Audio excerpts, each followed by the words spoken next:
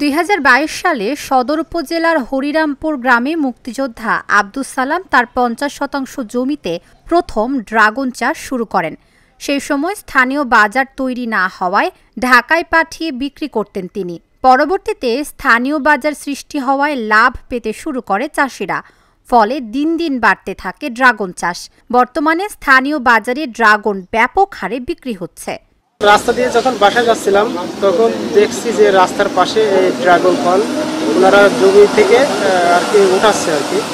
তখন আমরা ওখানে দাঁড়ালাম, দাঁড়ায় ওখান থেকে কিছু ড্রাগন নেওয়ার জন্য দাঁড়ালাম আর কি।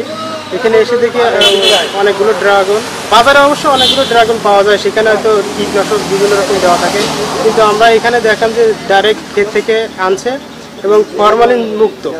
এই কারণে আমরা এখানে দাঁড়ালাম এবং দামে অনেক কম, বাজারে 120 টাকা 130 টাকা করে, কিন্তু এখানে মাত্র 100 টাকা। চাষিরা বলছেন এবার তারা টনিক ছাড়াই সম্পূর্ণ প্রাকৃতিক উপায়ে ফল উৎপাদন করেছেন, ফলে চাহিদা বেড়েছে। চাষিরা জানান গেল বছর টনিক ব্যবহার নিয়ে সমস্যার কারণে এবছর টনিক ছাড়াই ড্রাগন উৎপাদন হচ্ছে। তবে অতিরিক্ত বর্ষণে ফল ছোট হওয়ার কারণে লাভ কম হচ্ছে। বর্ষার কারণে আমরা অনেক ক্ষতিগ্রস্ত, তারপরেও আশা রাখি যে সামনে বর্ষা কেটে যাবে, ফলন ইনশাল্লাহ মোটামুটি ভালোই হয়েছে। প্রতিদিন আমরা 10 ক্যারেট 20 ক্যারেট ভয়ে থেকে বিক্রি করি, পাইকারি বিক্রি যারা নেয় তারা আমাদের ভয়ে থেকে নিয়ে যায়। আমরা কোথাও ঢাকায় পাঠাই, আড়তে পাঠাই, আমরা পাঠাইনি, আমরা এখান থেকে নিয়ে যাই, কেন আমাদের মালটা আপনার ফ্রেশ। জমি থেকে কীটনাশক মুক্ত ড্রাগন ফল 80 থেকে 100 টাকা কেজি দরে পেয়ে খুশি ক্রেতারা। আশা আছি যে সামনে বছরে যদি আল্লাহ দেয়, হ্যাঁ বাজার যাই হোক না কেন, মানুষ তো খাওয়া ধরে গেছে। বাজারে 100 টাকা 80 টাকা বাজার পাইলে চাষিদের 2-4 টাকা হবে। পাইকারি ব্যবসায়ীরা জমি থেকে ড্রাগন ফল কিনে ঢাকা, চিটাগাং, সিলেট, বরিশাল সহ দেশের বিভিন্ন অঞ্চলে বিক্রি করছেন। মেহেরপুরের ড্রাগনের ব্যাপক চাহিদা বলে জানান তারা।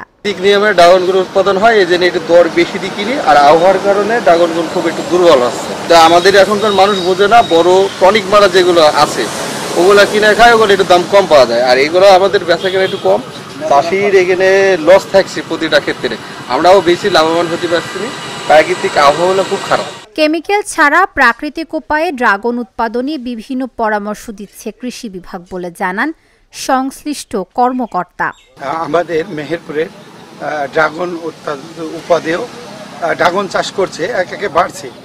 তবে ড্রাগন চাষের ক্ষেত্রে অন্যান্য জায়গায় বিভিন্ন ধরনের টনিক ব্যবহার করে, তারা বিভিন্ন ফোরচিপিয়ে ব্যবহার করে।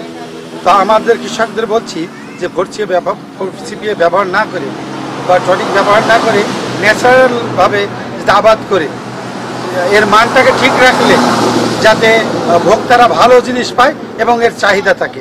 চাহিদা থাকলে মাল যা উৎপাদন হচ্ছে তা থেকে কৃষকরা লাভ করতে পারবে। ড্রাগন অত্যন্ত পুষ্টিকর ও রক্তবর্ধক ফল হওয়ায় বাজারে এর ব্যাপক চাহিদা রয়েছে।